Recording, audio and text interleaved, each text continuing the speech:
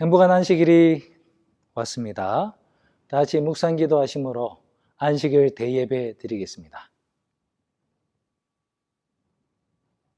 시작하는 첫 찬미는 540장 시온산 향해 가는 성도들아 540장입니다. 이 찬미 후에 시작하는 첫 기도는 도춘관 장로님께서 인도해 주시겠습니다.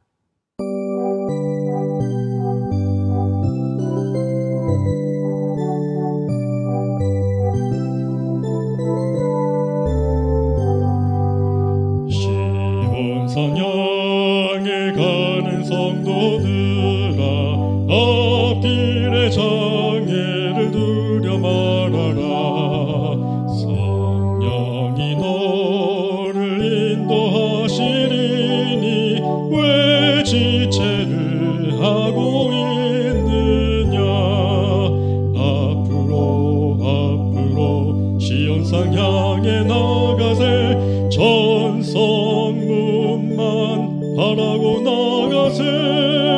주의 천사 내 길을 인도하러 문 앞에 벌써 나와 있네.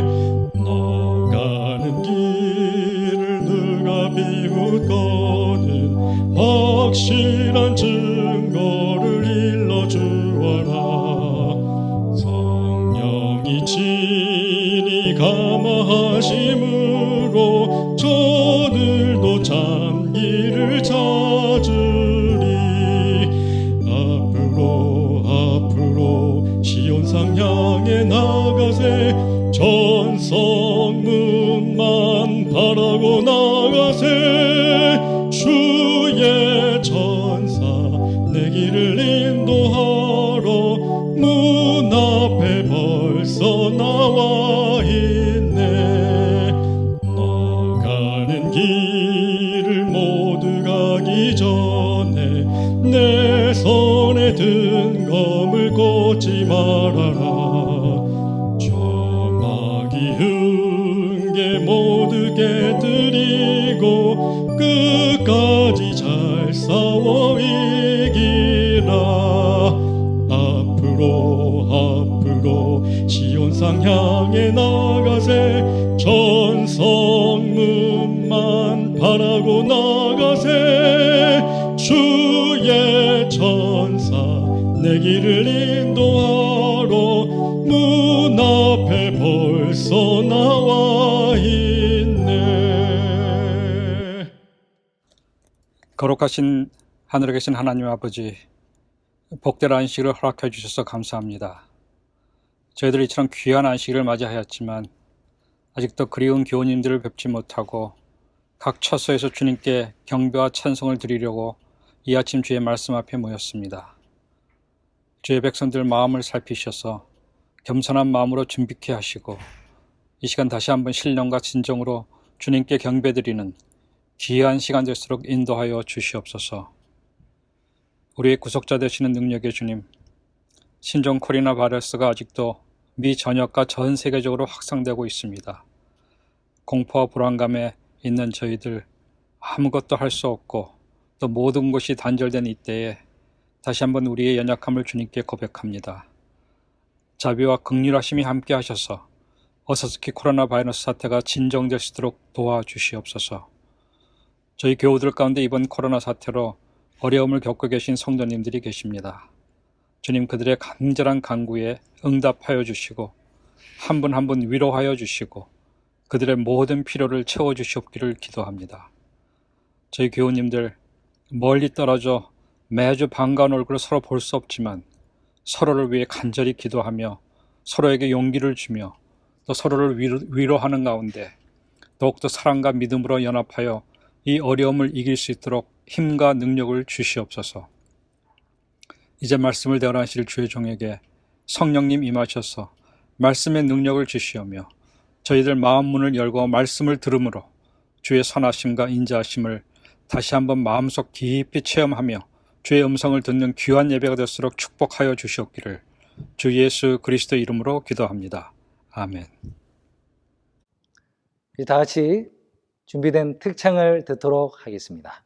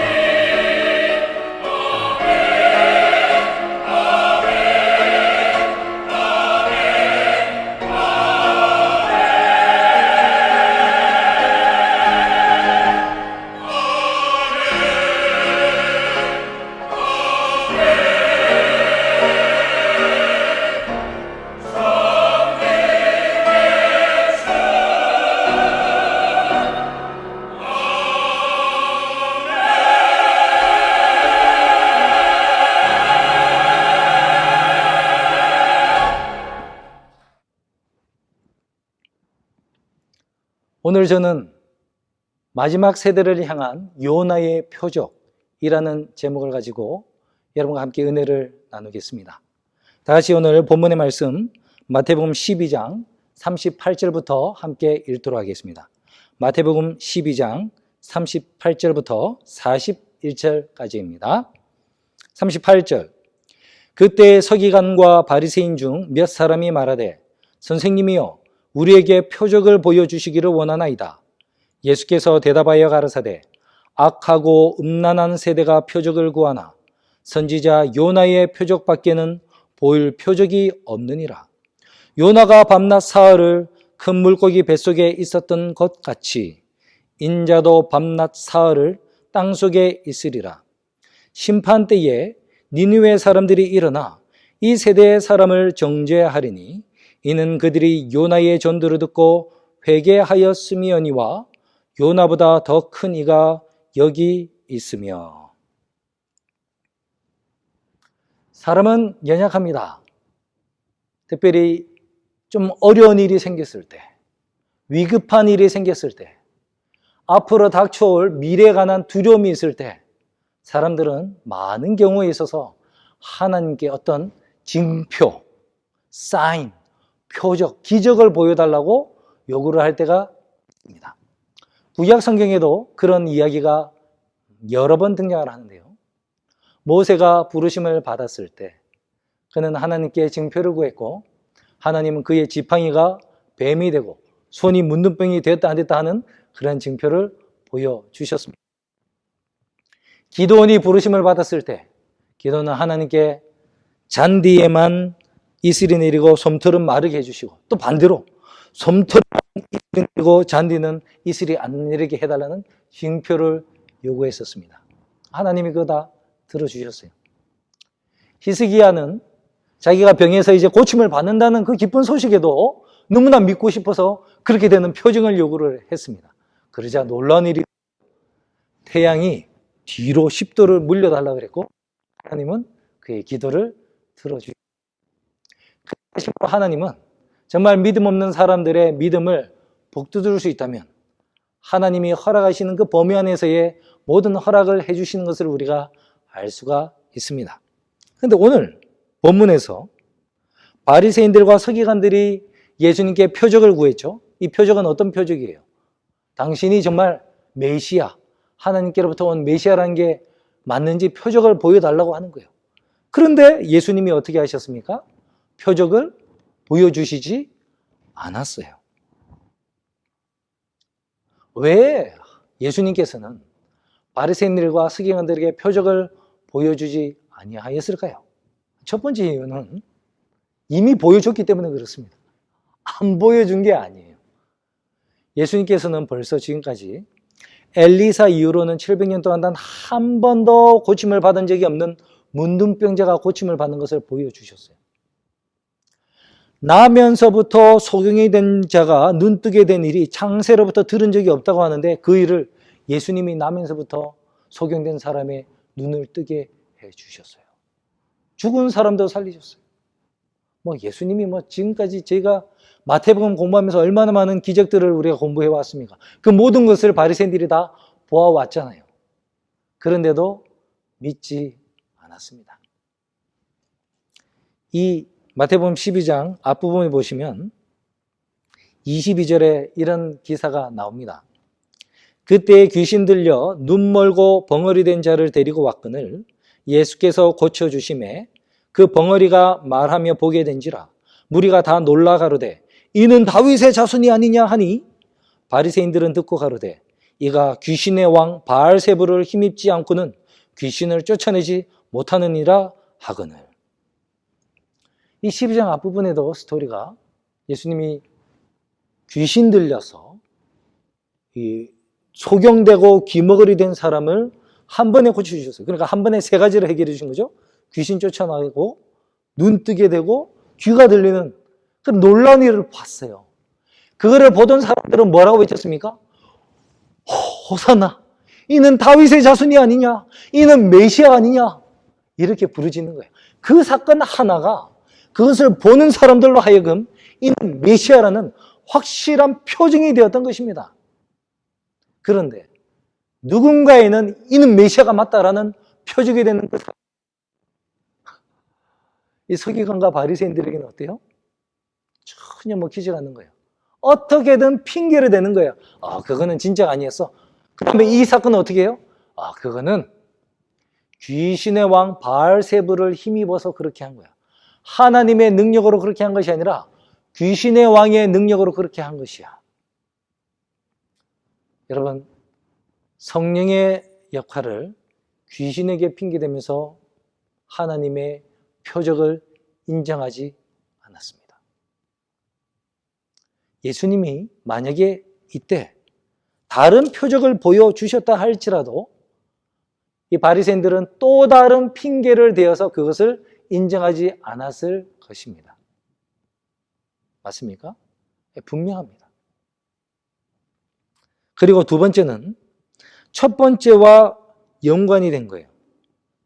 예수님께서 왜 그들에게 표적을 보여주지 아니하셨는가?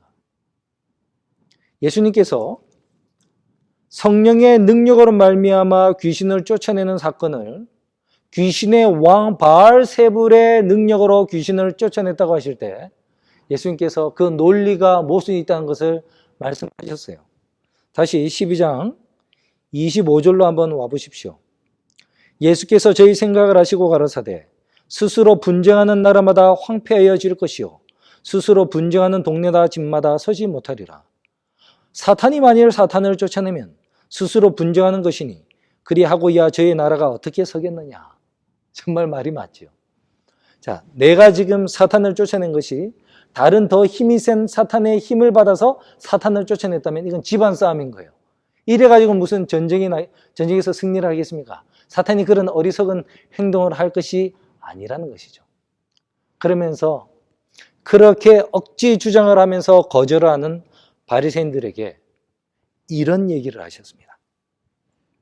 우리 다 같이 31절과 32절, 마태복음 12장 31절과 32절을 읽겠습니다.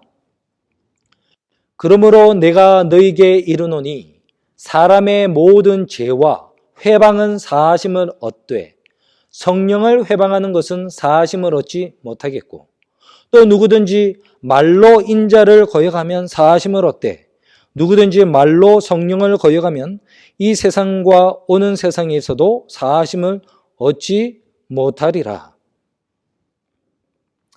예수님을 거절하는 것은 오히려 구원을 받을 기회가 있는데 성령을 회방하고 거역하면 사하심을 받을 수가 없다는 아주 그런 심각한 말씀을 하셨습니다. 자, 그 이유는 무엇일까요? 여러분, 예수님께서 지금 어디 계십니까? 하늘에 계십니다. 예수님은 부활하실 때 영으로 부활하셨습니까?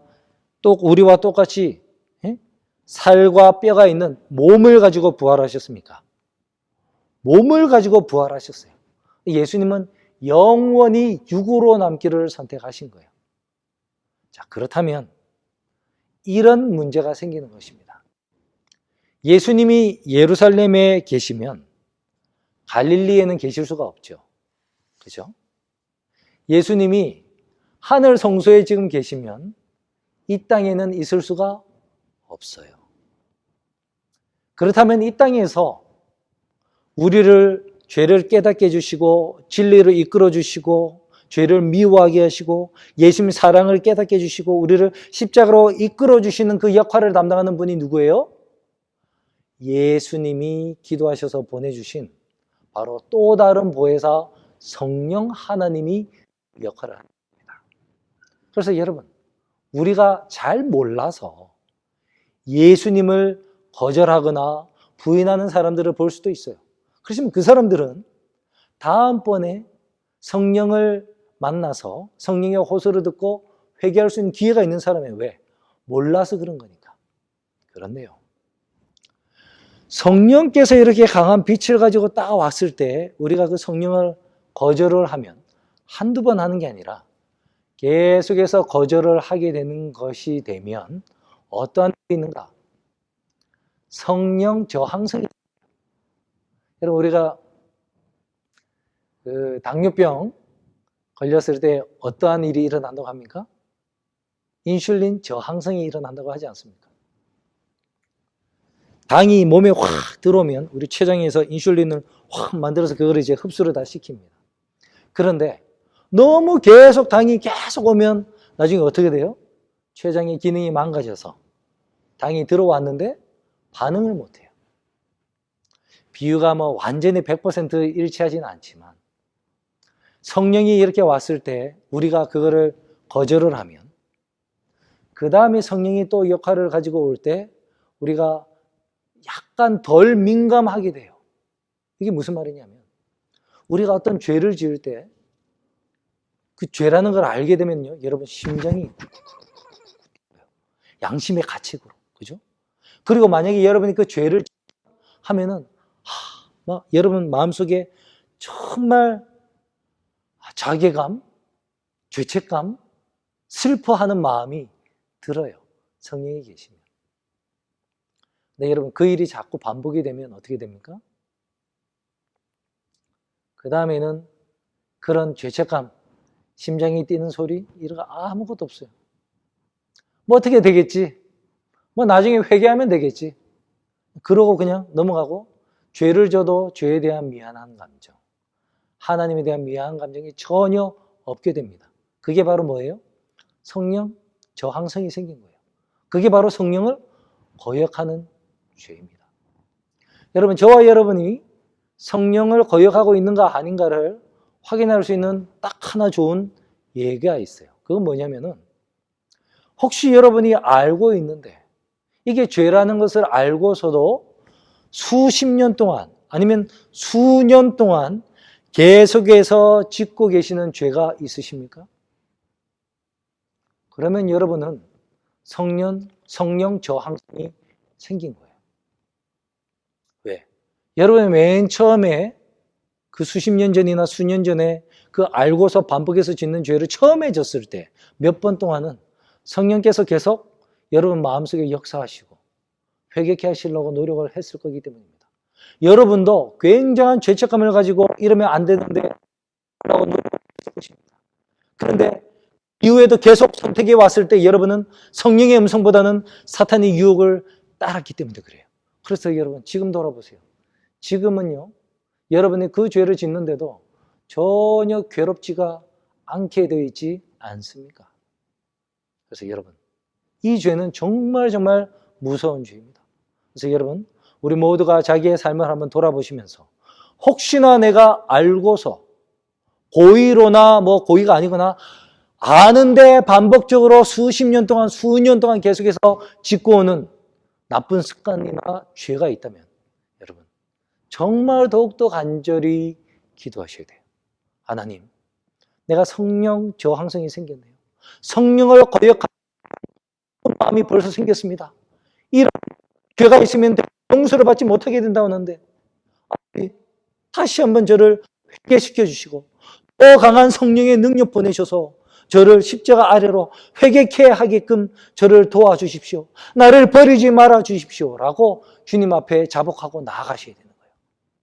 그럴 때 여러분에게는 가능성이 있게 될 것입니다. 바리새인과 이 서기관들은 바로 그 성령 저항성이 이미 생겼어요.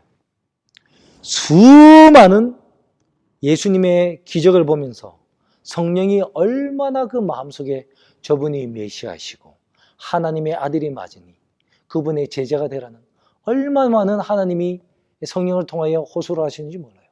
그런데 계속해서 거절해왔고 심지어는 이 놀라운 기적을 보고 누군가는 이는 참으로 다윗의 자손이 맞구나 메시아다 하는데 그것을 이제는 누구 핑계를 대고 바알세불의 힘으로 귀신을 쫓아냈다 라고 말하기에 이르게 된 것입니다. 정말 성령을 거역한 사람들이. 그래서 예수님에 위해서 더 이상 해봤자 도움이 안 됩니다. 여러분 정말 슬픈 일이었습니다. 하지만 예수님이 그들에게 마지막으로 한 가지 미래에 있을 어떤 표정 얘기를 했으니 그게 바로 요나의 표적이라고 말을 했습니다.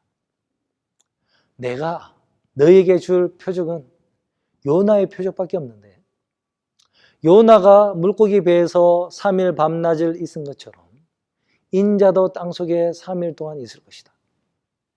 여러분, 이게 무엇에 관한 얘기입니까? 십자가의 죽으심과 3일 뒤에 뭐 하실 것임? 부활할 것을 얘기를 하셨어요. 그게 너에게 줄 수 있는 마지막 표적이다. 정말 여러분, 예수님의 부활은 정말 굉장한 표적이었습니다. 여러분, 부활의 의미가 무엇인가? 우리 사도 바울이 로마서에서 뭐라고 했는지 한번 살펴보겠습니다. 로마서 1장에 보시면요.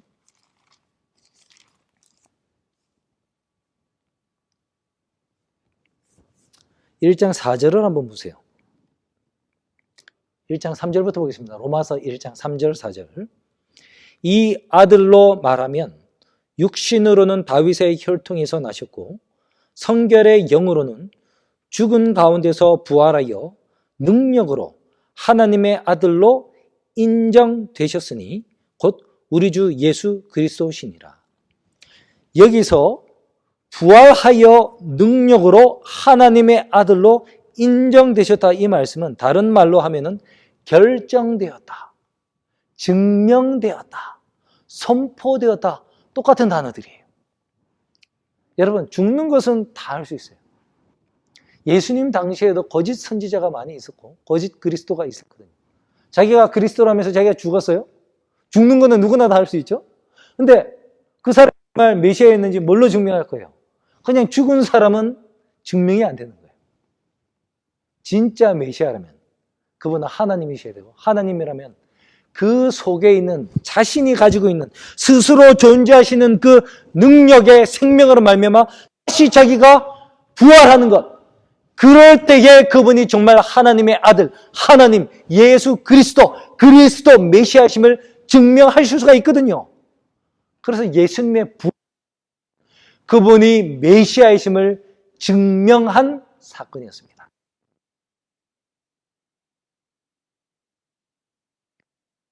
요나의 표적, 즉 내가 십자가에서 죽고 3일 만에 부활할 것이라는 것을 보여주신 거예요. 여러분, 바리새인들이 예수님을 그래서 믿었습니까? 예수님이 부활한 것은 로마 병정들, 도무지 어떻게 거짓말을 할 수 없는 상황에서 자기 목숨을 걸고 보고를 하는 군인들의 보고에서 정말 천사가 오고 예수님 부활했다는 것을 들었어요. 그럼에도 불구하고 어떻게 해요? 돈을 주고 아니라고 해. 무마시키고 예수님을 영접하지 않았습니다. 이런 반면에 이 바리새인들과 손을 잡고 예수님을 대적했던 이 사두개인들, 즉 제사장 사람들은요, 제사장 계층의 사람들은 이 사도행전 6장에 보시면은 허다한 제사장의 무리가 이 도에 복종하느니라 하였다고 이렇게 기록에 나와 있어요.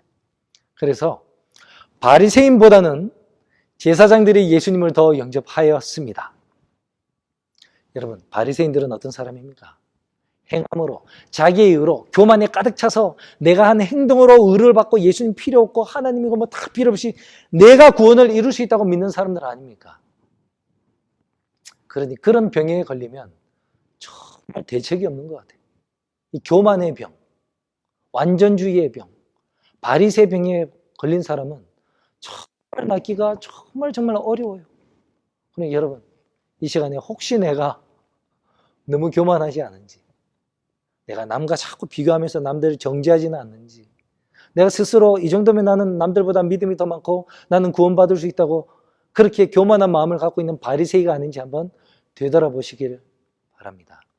그래서 그런 느낌을 성령으로부터 받게 되시면 성령의 인도하심을 따라 회개에 이르게 되시기를 간절히 바라요. 근데 예수님께서 요나의 표적이라고 하실 때 예수님의 부활, 그것이 그 세대에 정말 강력한 표적이 되었었습니다. 그렇다면 여러분, 오늘날 저와 여러분이 살고 있는 이 세대에는 요나의 표적이 어떻게 예수님이 그리스도라는 표적이 될 수 있겠습니까? 예수님은 뒷부분에 이런 얘기를 했죠. 마태복음 12장에서 41절에 심판 때에 니느웨 사람들이 일어나 이 세대 사람을 정죄하리니 이는 그들이 요나의 전도를 듣고 회개하였음이어니와 요나보다 더 큰 이가 여기 있느니라. 요나는 아무런 기적 없이 표적 없이 하나님의 말씀만 선포했더니 그 악독한 니느웨 사람들이 회개에 이르렀다는 것입니다. 그러니 그 악독한데 말씀만 듣고 회개했던 니느웨 사람들이 만약에 예수님 당시에 딱 나타난다면 예수님의 말씀을 듣고서도 또 예수님의 그 많은 표적을 보고서도 회개하지 않고 있는 바로 너희를 정죄할 것이다.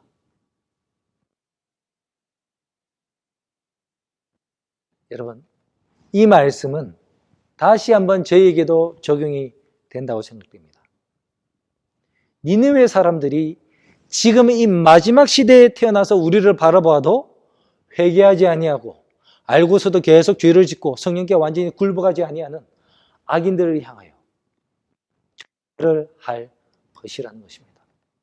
우리는 선지자의 글 딱 그 한마디만 듣고도 회개를 했는데 너희는 이 많은 성경의 말씀과 그 기록들과 예수님이 직접 이 땅에 오셔서 하신 그 모든 기사들과 또 너희들에게 증언의 말씀으로 준 예언의 신도 있고 그런데 왜 그렇게 아직도 회개에 이르지 아니하고 변화에 이르지 아니하고 성령의 음성을 따라서 살지 아니하느냐라고 중재할 것이라는 것입니다. 그래서 여러분, 이 마지막 시대에 외쳐질 요나의 무엇이냐면 바로 변화되는 사람입니다.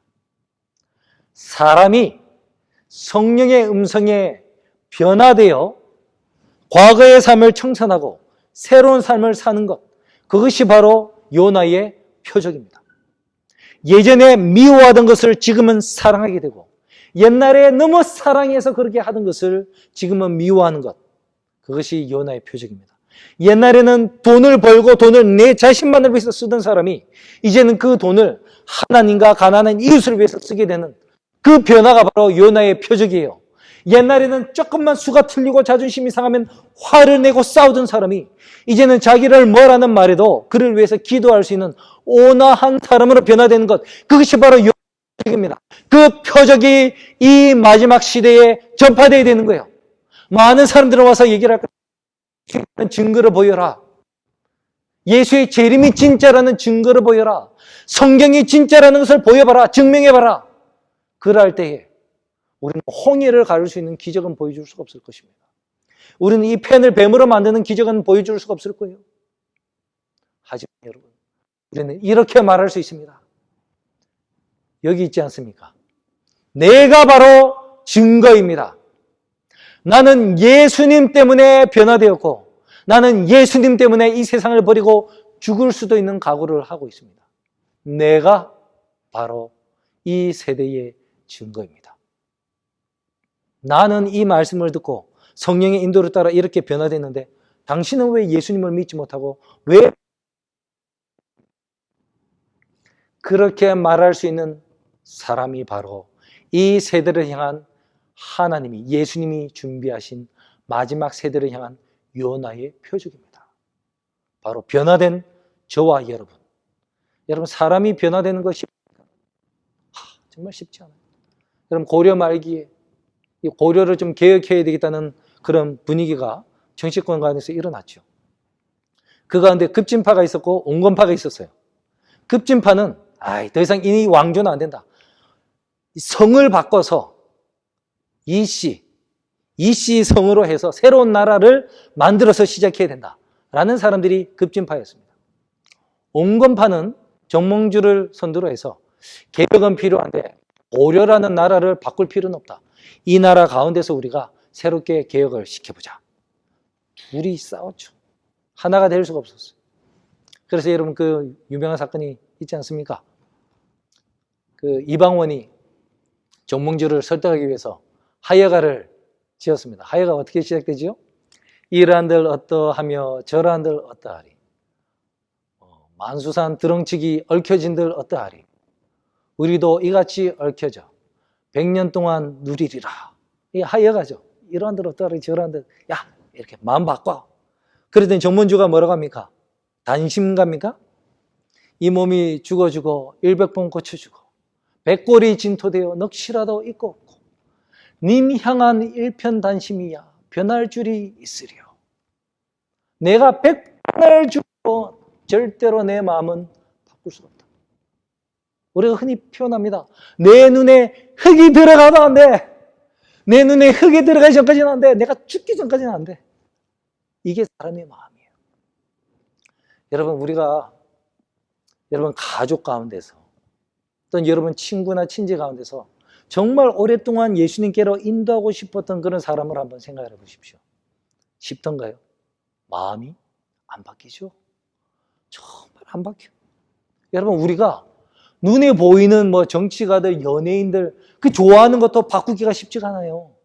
이 세상의 가치관을 변하는 게 쉽지가 않은데 눈에 보이지도 아니하시는 하나님과 예수를 믿고 또 그 눈에 보이지도 않은 성령의 감화로 말미암아 변화된다? 이거 정말 어려운 일입니다. 그래서 사람이 변화되는 것, 예수님을 믿고 성령의 감화에 굴복하여 변화되는 것, 그것이 큰 기적 중에 하나라는 것을 여러분이 기억하셔야 돼요.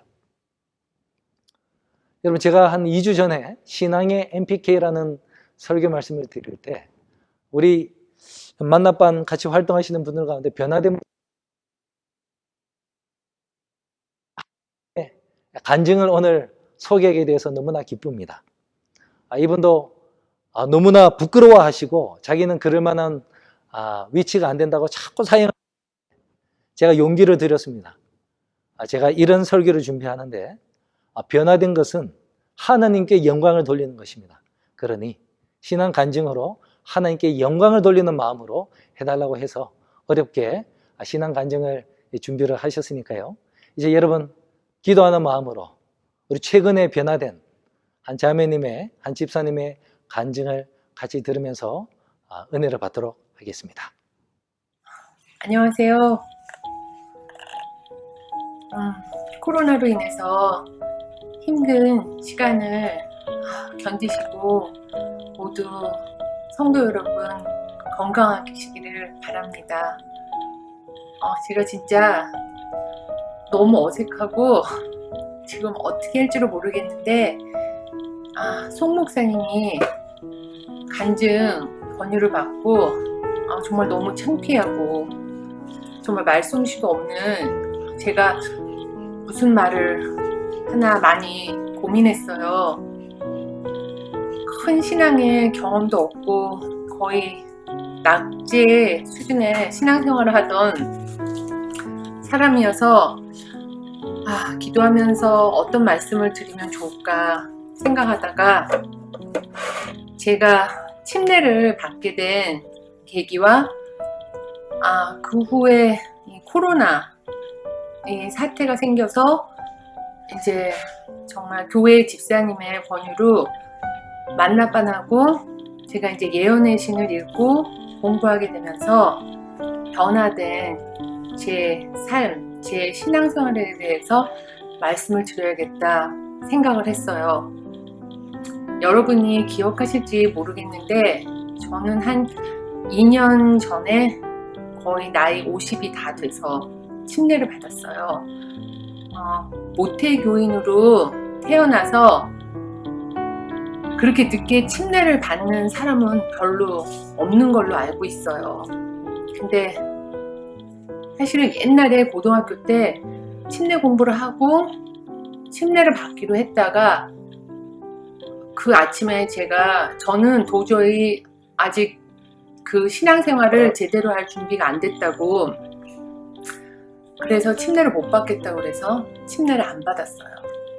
그러고는 이제 대학을 가고 이제 공부에 바쁘고 결혼을 하고 아이들을 낳고 점점 생활은 이제 바빠지고 그 다음에 교회 생활은 그냥 여기저기서 성경 공부도 하고 또 안식일이면 교회 가고 그렇게 이제 그냥 여러분들 같이 교회 생활을 하고 있었는데 애들이 이제 좀 크니까 모든 부모님들 다 마찬가지시겠죠? 근데 이제 저는 좀 유난히 애들을 열심히 키워야겠다는 생각이 진짜 많았어요. 그래서 그렇게 그냥 형식적으로 정말 별로 의미도 없고 워낙 어렸을 때부터 다니던 생활이니까 다니던 그 교회 생활도 점점 멀어지게 됐어요. 왜 그러냐면 애들을 이제 좋은 대학을 보내야 된다. 그러니까 이제 활동하는 거나 뭐 대회 나가고 여러 가지 그런 것이 이제 안식일날 하는 일이 생기기 시작하면서 이제 속으로 그런 생각을 했었어요. 하나님, 제가 이 애들 이제 몇 년 안에 다 잘 키워놓고 다시 그때 교회 와서 열심히 교회 생활 할게요. 그러면서 더 이제 교회를 많이 빠지고 그리고 애들은 크고 그런 생활을 하던 중에 한 불과 몇 년 전부터 결국에는 어떤 이제 지경까지 이르렀냐면 제가 제 신앙생활에 대해서 회의를 가지기 시작했어요. 하나님은 정말 계신가? 하나님이 계시다면 정말 이 사람들을 이렇게 설교에서 많이 듣고 옛날에 들었지만 정말 그렇게 일일이 관여하시는가? 그렇다면 나는 왜 뭐 교회에 가도 별로 이렇게 뭐 즐겁지도 않고 그렇다고 교회 가지 않으면 또 죄책감도 생기고 또 뭐 엄마 눈치도 보이고 뭐 이런 제 신앙생활에 대해서 이제 깊이 회의를 느끼면서 한 1년 이상을 고민을 했어요. 그러고는 있던 중에 정말 너무 우연하게 이제 미장원에 급하게 갈 일이 생겨서 저는 이제 좀 교인 여러분들 아실지 모르겠지만 엄마, 친정 엄마하고 같이 살잖아요. 근데 엄마하고 저하고 같은 미장원에 다니지도 않고 그런데 그날은 정말 너무 급해서 제가 그냥 동네 미장원에 가야 돼서 엄마 다니시는 미장원에를 급히 갔어요. 이게 제 생각에 아마 목요일이었던 것 같은데 이제 미장원에 가서 머리를 하는데 사실은 제가 처음에 고등학교 이민 와서 LA에서 미장원에서 한두 번 뵌 적이 있는 분이에요. 그 미장원 주인 아줌마가.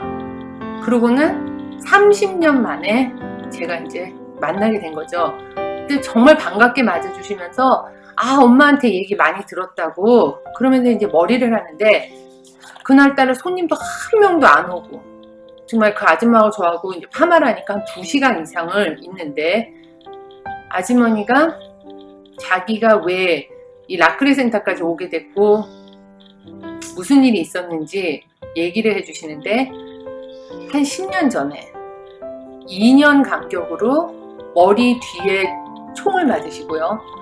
그 다음에 남편분 돌아가시고 그 후 2년 있다가 오른손에 총을 맞아서 아마 이제 제가 치과 의사니까 그 병원에서 회복하는 얘기를 굉장히 자세하게 해주셨어요. 근데 그 얘기를 듣는데 정말 머리에 이렇게 방망이를 그냥 꽉 맞는 것 같이 제가 깨달았어요. 저한테 하나님이 앤서를 주셨어요. 하나님 계시다. 하나님은 제가 정말 울지 않으려고 하는데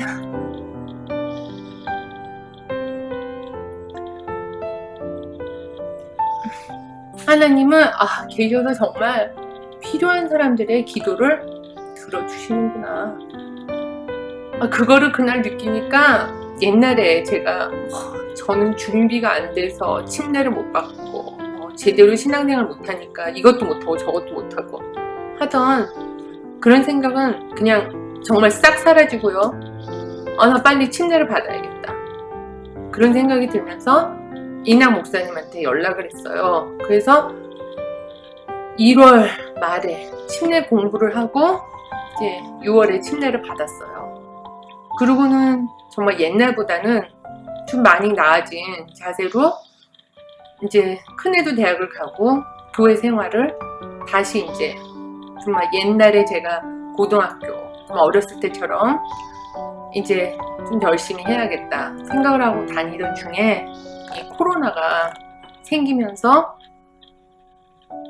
정말 제가 만나반하고 이 예언의 신을 공부하는 기회가 생긴 거예요. 그래서 이제 공부를 하는데 처음에 나오는 게 하나님은 사랑이시다. 하나님의 사랑에 대해서 이제 많이 읽는데 집에서 또 읽다 보니까 제가 가만히 앉아서 생각을 했어요. 너무나 많이 들었고 정말 뭐 지식으로나 뭐 교회를 정말 평생 다니면서 하나님은 사랑이시다. 그렇구나 생각하고 살았지 저 한 번도 제 스스로 하나님의 사랑을 체험해 본 적이 없어요. 그래서 제가 왜 나는 그렇게 다른 사람들은 다 하나님의 사랑을 얘기하는데 나는 정말 한 번도 내가 하나님의 자녀라면 왜 그걸 못 느껴봤나. 근데 이렇게 생각을 해도 난 모르겠는 거예요. 그래서 이제 공부를 하면서 그러면서 이제 예언의 신을 매일 밤마다 읽고 같이 공부를 하는데 기도를 했어요. 정말 너무 간단한 기도였어요. 하나님, 저한테 하나님 사랑을 느끼게 보여주십시오. 그렇게 기도를 하면서 공부를 하던 중에 제가 정말 너무 감사하게도 크게 두 가지를 깨달았어요. 첫째는 제가 정말 제 체험으로 하나님의 사랑을 느끼고 깨달았고요. 두 번째는 예언의 신을 읽으면서 죄라는 거, 그러니까 이 죄라는 거에 대해서 너무 이렇게 배우고 깨닫고 나니 제 지난 생활, 제가 정말 그 앞만 보면서 자식을 잘 키운다, 열심히 산다, 뭐 비즈니스를 열심히 한다 그랬던 그 제 모든 생활이 전 정말 죄의 마비가 돼서 죄 구덩이에 빠져서 살고 있다는 거를 깨닫게 된 거예요. 그러면서 정말 제 자신을 이렇게 멀리서 바라보고, 그리고 아직도 생각나는데 가장 이제 저를 이렇게 슬프게 만든 거는 저희가 죄를 져서 하나님하고 멀어질 때마다 하나님은 너무 가슴이 아프셔서 정말 이렇게 가슴을 찢고 계신다는 걸 읽으니까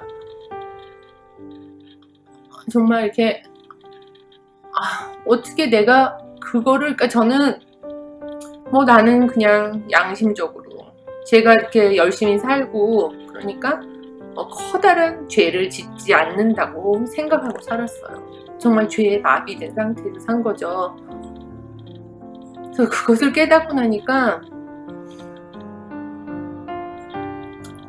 첫째, 하나님의 사랑을 제가 경험하고 나니까 너무 기뻤어요. 그리고 죄에 대해서 제 자신의 죄를 깨닫고 나니까 정말 너무 하루아침에 제가 중요했다고 생각하면서 살아왔던 모든 것은 하나도 중요하지 않은 것들이 돼버렸어요. 그리고 이렇게 살면서 기쁜 일이 많죠. 그리고 저는 뭐 특별히 너무 어려운 일을 겪은 적은 없어서 더 그런 것을 빨리 못 깨달았는지 모르겠지만, 그런 보통 살면서 기쁜 거하고는 정말 다른 그 조용한 평화라고 그럴까요?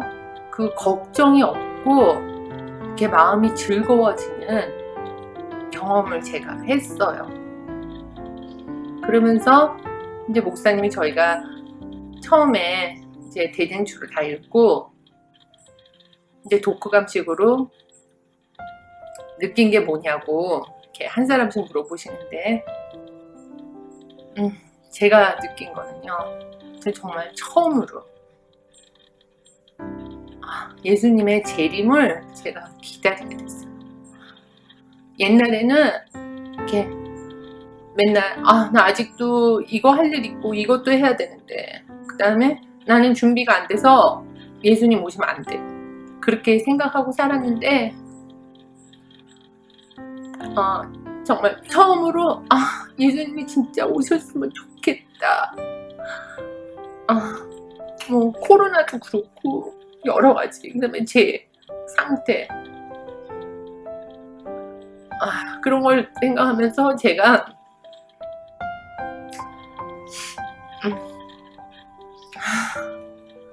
예수님의 재림을 정말 소망하게 됐어요.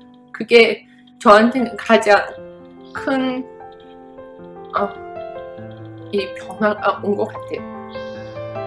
저는 아직 똑같아요. 제가 뭐 더 큰 신앙생활 하는 것도 아니고 제 환경이 변한 것도 없어요. 근데 제 마음과 생각이 변했어요. 그거를 보면서 저희 엄마가 진짜 제 이 못난 신앙생활 때문에 오랫동안 힘들어 하시고 기도 많이 하신 걸로 제가 알아요. 근데 엄마가 진짜 성령님이 계셔서 이런 일이 생기는구나 그러시면서 굉장히 기뻐하시는 거예요.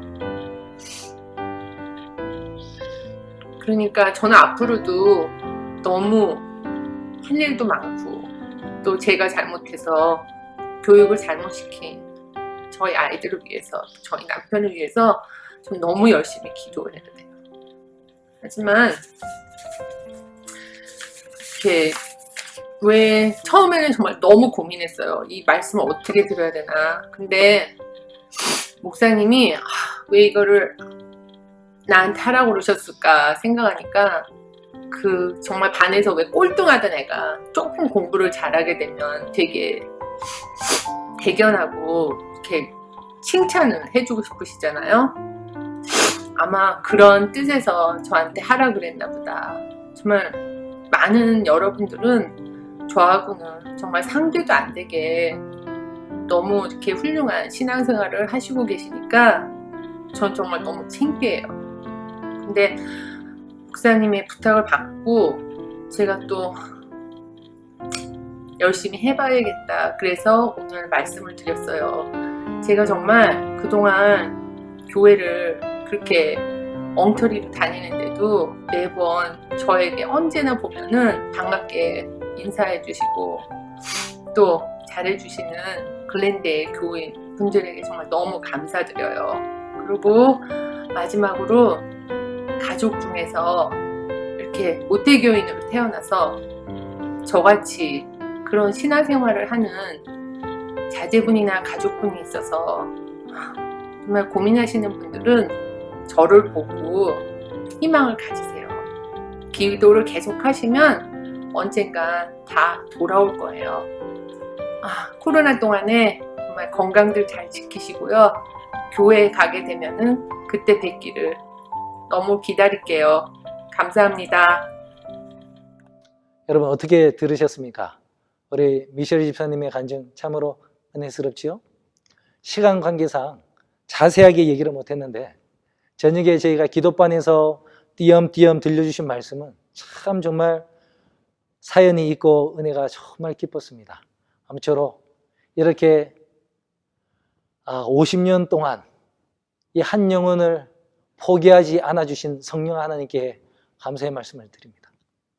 그리고 그 따님을 위하여 그 오랫동안 계속해서 포기하지 않고 기도를 드려주신 그 친정 어머니께 또 감사를 드립니다. 그리고 오늘 이렇게 변화된 표적이 되셔서 이 마지막 세대, 저와 우리 모든 글랜데일 교우님들을 위하여 용기 내서 신앙 간증을 해주신 우리 또 미셸 지사님께도 큰 감사의 말씀을 드립니다. 앞으로 계속해서 기도하는 그 기도 내용에 하나님께서 축복하시고 모든 것이 다 응답되기를 간절히 소망합니다. 사랑하는 성도 여러분 어떻습니까? 사람이 변화되는 것보다 더 큰 표적이 없지요? 또 사람이 변화가 있으면 모두가 기쁩니다. 듣는 우리도 기쁘고 당사자도 기쁘고 하늘에 계신 하나님도 기쁜 거예요. 여러분, 이 변화 우리 삶에도 일어나게 되길 간절히 바랍니다. 그래서 정말 표적을 구하는, 사랑의 표적을 구하는 이 목마른 이 마지막 세대를 향하여 변화된, 사랑으로 변화된 저와 여러분이 하나님 여기 있다, 바로 내가 그 증거다 라고 외치면서 이 사회를 향하여 변화시키기 위하여 나아가시는 요나, 미셸, 송 목사의 표적이 되시기를 간절히 소망하면서 오늘 말씀을 줄이겠습니다. 이제 헌금의 시간입니다. 오늘 헌금은 합회 재난 구호 사업을 위한 헌금이 되겠습니다. 온라인 기금으로 드리시든지 준비하신 봉투에 따로 가정별로 헌금을 드려주시면 감사하겠습니다. 헌금을 위하여 제가 기도하겠습니다. 아버지 하나님, 오늘 드려진 헌금이 저희 합회 정말 재난 구호 기금으로 잘 사용될 수 있도록 주님 도와주시옵소서. 이 힘든 코로나 기간에 어려워하는 많은 성도들과 또 기관들을 위해서 잘 사용되어질 수 있도록 주님 도와주셔서 이 복음이 재정이 부족하여 멈춰지지 않도록 계속해서 전파되어 나아갈 수 있도록 축복 내려주셨고, 저희 모든 글랜데일 가정에 정말 경제적인 상황을 굽어 살펴주시고 인도하여 주시고 보호해 주시고 채워 주시옵기를 예수님 이름으로 기도합니다. 아멘. 이제 마지막 찬미 472장, 우물가로 나왔던 여인같이 472장 찬미 부르시겠습니다.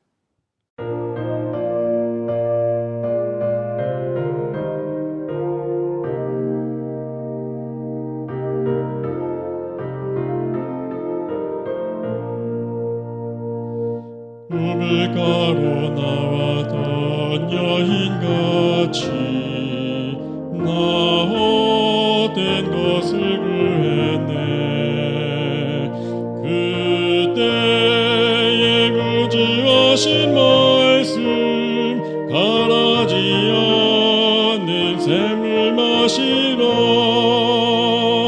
오 주여 내 잔을 채워 가란 영혼 죽여주소서. 하늘 떡을 맘껏 먹여주소서. 나의 잔 가득 채워주소서. 많은 세상 사람들 갈망하네. 이 땅이 주는 쾌락을 그것과 비교할 수 없는 놀라운 보화 예수께 있네. 오 주여 내 잔을 채워 가란 영혼 죽여주소서. 하늘 떡을 맘껏 먹여주소서. 나의 잔 가득 채워주소서. 세상 모든 것들을 소유해도 내 갈증 풀지 못할 때 너 무릎 꿇어 기도하면 주어서 만족하게 하시리. 오 주여 내 잔을 채워 가란 영혼 죽여주소서. 하늘 떡을 맘껏 먹여주소서. 나의 잔 가득 채워주소서.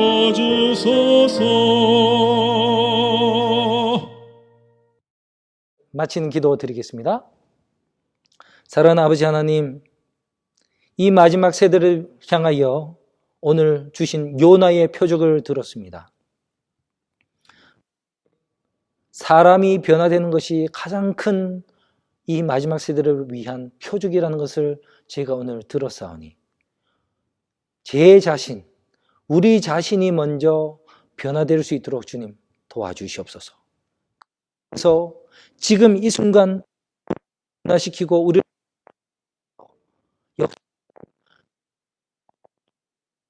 주님 도와주시고, 그래서 맡겨두고 성령의 음성을 따라 두려움 없이